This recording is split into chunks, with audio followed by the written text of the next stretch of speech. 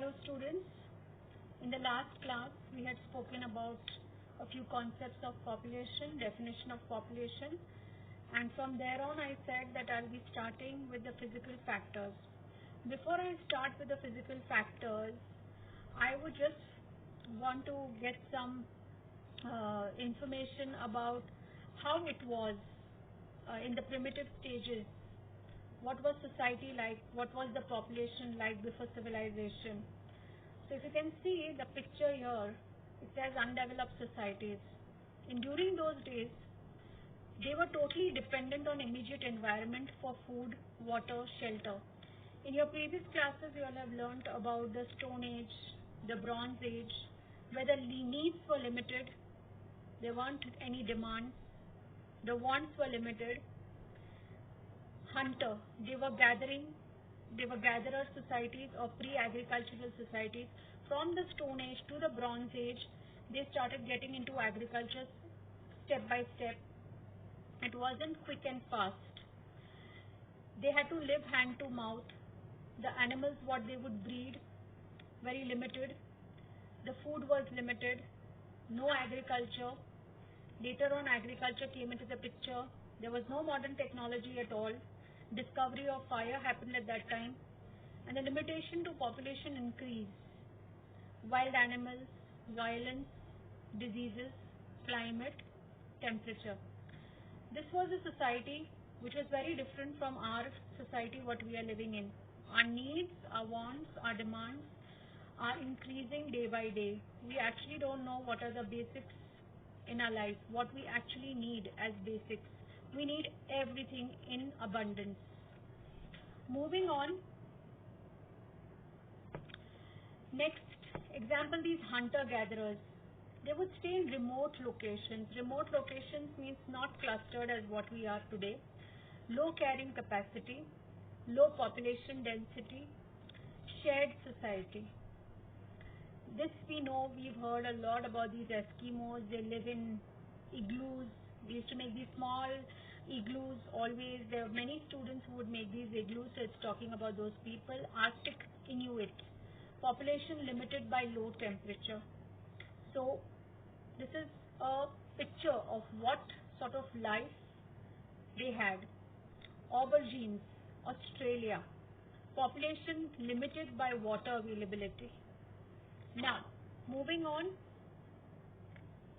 to the density of population, which I had already described. Population density is the average number of people living per square mile kilometer. I always keep repeating this because many of you, when you all write the definition of population density, you all miss out on per square mile kilometer.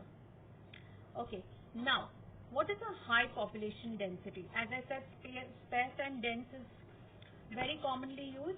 Now in this, high density and low density. So what does high density population mean? It implies that the population is high relative to the size of the country. This is a simple definition of high population density. Now, the land surface of the earth accounts for around 30% of its area. However, only 11% of the land surface can comfortably be inhabited by humans. Understand? 30% of land surface is occupied, out of which 11% is comfortably inhabited by humans. There are many human and physical factors that affect population distribution and population density across the world. The physical factors that affect population density include water supply, climate, relief. Relief is nothing but shape of the land, vegetation, vegetables, soils, what kind of soil makes it fertile, fertile soils on which crops can be grown, availability of natural resources, and energy. Now, relief. Coming to this relief. Relief is also known as terrain. So that's another name to it. I would read this. Population is densely distributed on flat lands and gentle slopes. This is because such areas are favorable for the production of crops. In these areas, it is easier to build roads and develop industries. The mountainous and hilly areas tend to be less populated. If means of livelihood are available, population can be concentrated in few such areas. Example, Dehradun and Leh. Now, this can be concluded that plateaus are mountainous areas and less populated than plains. I will come back to this. Let's go to the next slide. Now, what is a physical factor? Basically, we are learning about physical factors. What are they? So, physical factors, also called abiotic factor. Kindly understand the definition. It is any environmental factor not caused by living organisms. It is usually applied in the studies of biology to refer to resources that organisms use in order to grow, to maintain themselves and reproduce. I hope it is clear to you all. When you all understand, when you all approach any question, I want you all to know that what exactly does it mean. If you know the meaning nicely, you will be able to answer it more nicely. So, physical factor is also known as an abiotic factor. It is any environmental factor. Environmental factor is like not man-made, it is not under our control, it is already existing. Not caused by living organisms. It is usually applied in the studies of biology to refer to the resources that organisms use. The resources which are available, I have already spoken about resources in the previous class. Now, here, physical factors, what happens over here? They are high altitude imposes. These high altitude imposes an ultimate psychological limit upon human existence due to reduced atmospheric pressure and low oxygen content. High altitude means height, at a greater height. Now suppose they have given an example of Leh. It's at a high altitude. Can we have a lifestyle which we have right now in a city like ours? We can't.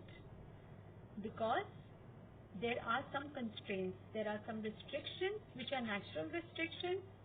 There are some man-made restrictions which is not possible for us to survive over there. So, high altitude imposes an ultimate psychological limit upon human existence due to reduced atmospheric pressure and low oxygen content. We know this. This is science. Atmospheric pressure and low oxygen as you go higher. Therefore, very few permanent settlements can be seen in mountain roads. Now, mountainous areas, why is it difficult to have a life out there, a normal standard of living? Because there are no roads. You can't commute daily. Just imagine if you have to go to school and you are in Leh, it's mountainous. How many kilometers are you going to walk down to your school? Over here, when your school is close by, you can have easily available transportation facilities. Communication is easy. So daily commuting is a problem. Agriculture is very difficult. Leh, again, think of Leh as a place where you would imagine yourself to be living in. Are these things possible? Do you have a good infrastructure out there? Is daily commuting easy? And is it easy for agriculture? So these things matter a lot. Going further, now terrain. Terrain of land is a potent factor which influences the concentration and growth of population. This is the first point itself I am saying. Relief and terrain is the same. Terrain is a suitable land surface. Terrain of land is a potent factor. Potent factor means it's a powerful factor. It's an influential factor which influences the concentration and growth of population. Normally speaking, plain areas encourage higher density of population. Plain areas is flat plains we are talking about. A tabletop. Imagine a tabletop.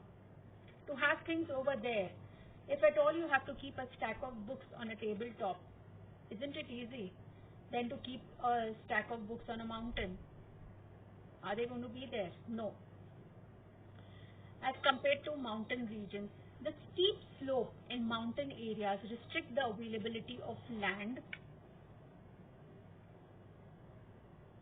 for agriculture, development of transport. Now, they restrict the availability of land or agriculture. As I said, it's very difficult to grow, have vegetation, normal crops growing on mountainous regions.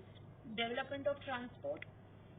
Well, I've seen that in Leh also there are many organizations or many groups which run these motorbike overstays over there, because it's very good for bike riding.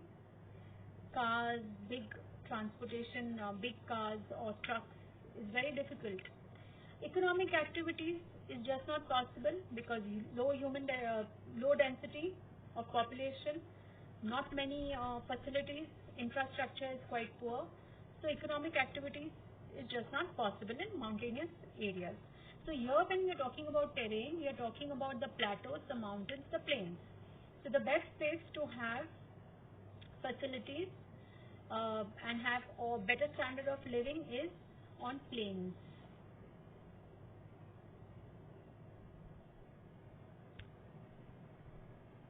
Which may tend to discourage concentration of population and its population growth. Now,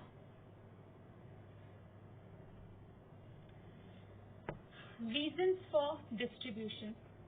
The reasons for uneven distribution of population can be divided into two categories: physical and human. We all know. We are going to talk about the human factors later. Now we are concentrating on each factor of physical factor. Physical factors: relief, terrain. High density. High density, I repeat again over here, it's a better way of understanding. Flat areas are easy to build homes, industry or jobs and communication. See, it is a vicious circle. If the population is high because there are best infrastructure facilities, there are hospitals, there are schools, there's better transportation, there's technological advancement, there's railways, so there is high density of population.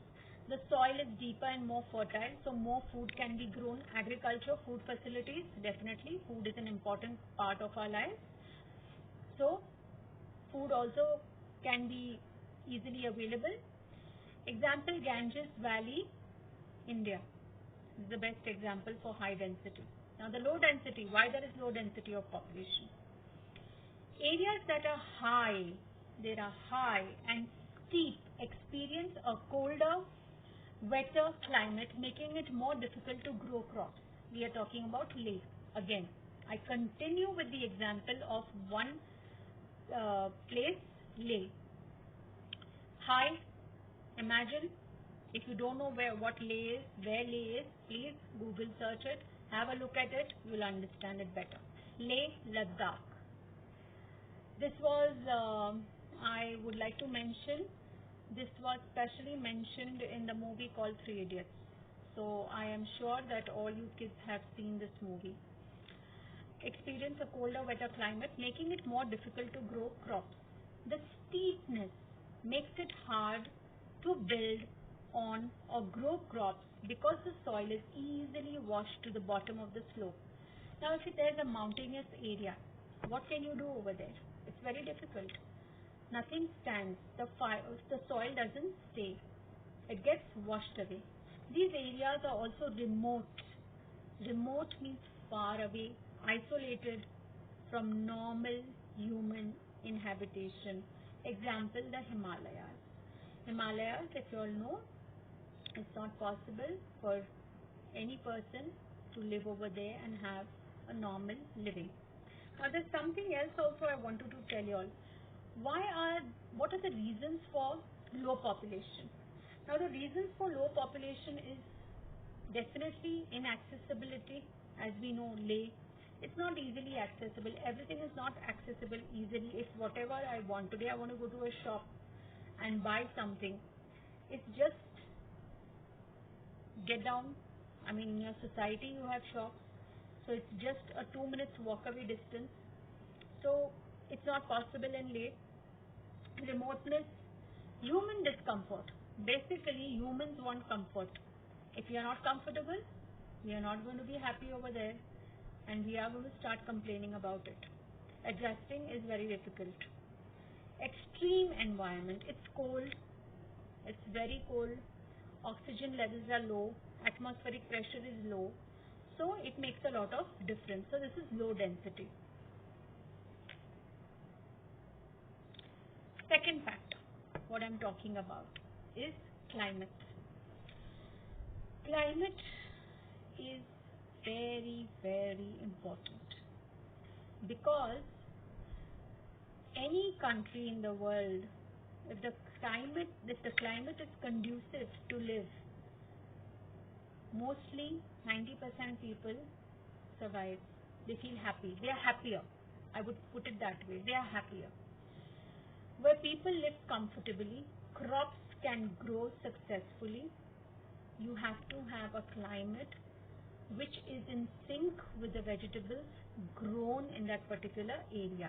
What kind of climate, what kind of vegetable is there, and what kind of climate is needed, these two need to be in sync with one another. 90% of the world population live in the northern hemisphere temperate zone. This is for your information. Population density, highest in the region, is equal to long growing seasons, that is Europe and Northeast USA. Now, I'm talking about climate. We are coming back to climate. Yes, before I go to climate, one more thing. There could be a give reason which could be asked. Plateaus and mountainous areas are less populated than plains. Give reasons or justify this. It could be in those lines. So this is referring to the first question, which is relief or terrain. Okay. Then, now climate. Extreme climates such as very hot or cold deserts or regions with very heavy rainfall are uncomfortable for human habitation. They have less population. Areas with an equable climate where there is not much seasonal variation attract more people. Now, extreme climates. What are extreme climates? Extreme climates is very, very hot or very, very cold. Very difficult to live in extreme climates. Hot or cold deserts, we'll come back to it. I'll let you all know some more information. Heavy rainfall. There's a place in India. I want you all to find which place is that which gets the heaviest rainfall in the world. Write the first 5 places in the world which get heavy rainfall. They have less population. Areas with an equable climate which is moderate, normal, where there is not much seasonal variation. There is not much variation in the seasons or the climate. Attract more people. Now, where the climate is very good, the biggest industry is tourism industry. You all have seen that there are certain places which can be visited in summers. There are certain places which are visited in winter. There are certain places which are visited during the Diwali vacations. So it depends which climate you are fond of and you would like to visit. Mediterranean regions were inhabited due to their pleasant climate. Pleasant climate is very good climate. In cold climates only,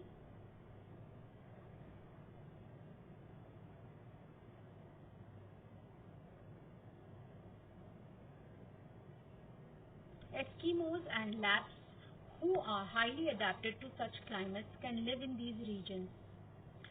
Vast equatorial areas of the Amazon lowland and Congo basin are very sparsely populated. I've spoken about sparsely. Sparsely is not many people living in that place or area due to their unfavorable climate which is not in favor of people's living standards, or it's not up to the living standards of people. So here they are talking about cold and hot deserts. They are talking about the Mediterranean region. They are talking about the equatorial regions. We'll come back to it. Climate. What is climate? Climate is as important as terrain in influencing population. It plays equally important role like terrain. Of all the climatic factors, twin elements of rainfall and temperature play the most important role in determining the population of an area. Man cannot go beyond the limits set by climate. Excuse me. Now, imagine a place again where it's raining throughout the year. We have rain for a few months in India. If it rains heavily for a few days, we get irritated. Imagine yourself in those situations. So, human inhabitation is not possible. You can't live over there. Secondly, the temperature. The temperature, again the extreme temperatures. High temperature, low temperature also can be a cause of concern. Our bodies are not tuned to certain kinds of weather, temperature. Our bodies react in a negative way. So climate, and it can put your health at stake. So that's why climate also makes a lot of difference. In the last class I told you all about Canada. Canada is a beautiful place. Many people go in for immigration to this country. But there are many people who face a lot of problems where it is very closer to the polar region. It's very cold over there, extremely cold. Your body reacts and you have bone issues as in osteoporosis and a lot of other health issues. So that is a cause of concern for people who want to migrate to Canada but do not because of the climate over there or the temperatures over there. So same with rainfall. Rainfall also adds to the misery if at all it goes on and on and on continuously.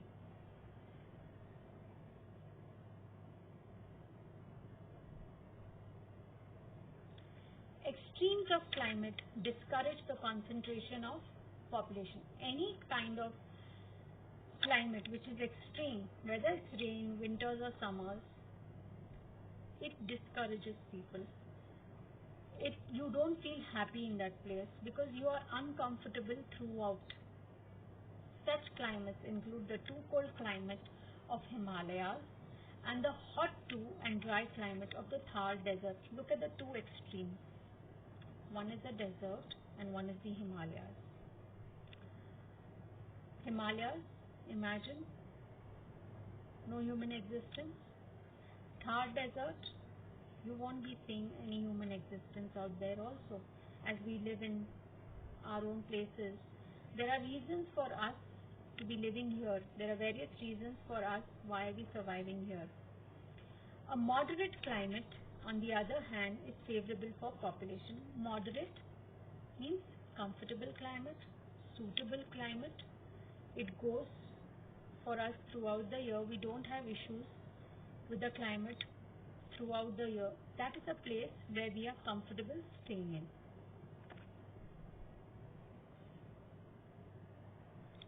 Now the physical features. The physical factors. Climate. High density.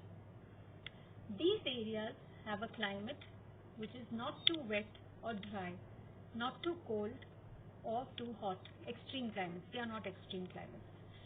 The climate is moderate enough to allow food to be grown and are pleasant to live in. Now, the climate, as in if there are times you want to go out, you need that fresh air after a lot of studying. being at home. So you just want to be there with a nice climate outside. So it's pleasant to live in at times. And food, everything is available nearby. It's easily accessible. You don't have to hunt for it. Example, the UK, they say. Low density. Some areas are too dry, like the Sahara Desert, the desert areas, or the Antarctica, the polar regions. So no food can be grown. Deserts or too wet, so that a soil's nutrients are washed out of it. Rainforest.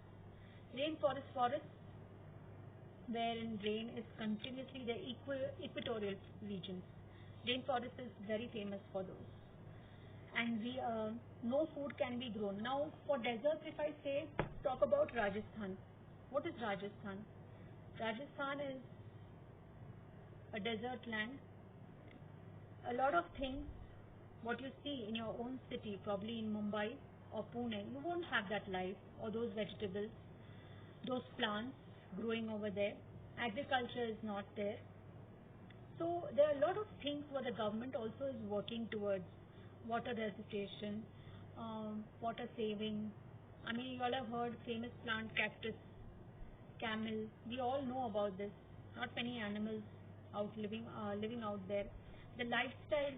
If you go for a vacation to Rajasthan from say Maharashtra or Uttar Pradesh or some other place, you are not a regular resident of Rajasthan. People who live over there are very comfortable with that kind of lifestyle, but people like us who are just traveling for a few days would find it difficult to adjust. As visitors it's fine, but to have a lifestyle would be a little difficult. It depends from person to person. Extreme cold can also mean a permafrost layer limits what can be grown there, and also make transport and building difficult. Now, transportation facilities is a must, is a need. Today, the way our society is moving forward, we are every day moving into a technology world where having knowledge of technology and living in a digital world is mandatory. If you have no knowledge of technology as well as no practical, you don't exist. I mean, you don't exist, whether it's in any genre, it's in any area. So it makes life difficult. Example, the Sahara or the Alaska. Look at this diagram. I would tell you why I have put this diagram. As you see, the high altitudes, the middle altitudes and the low latitudes. The equator divides the earth, 0 degree. Again, it's divided into north and south. Antarctic Circle, Tropic of Capricorn, Equator, Tropic of Cancer, Arctic Circle. Just have a look at this diagram. Keep this in mind. We'll get back to it again.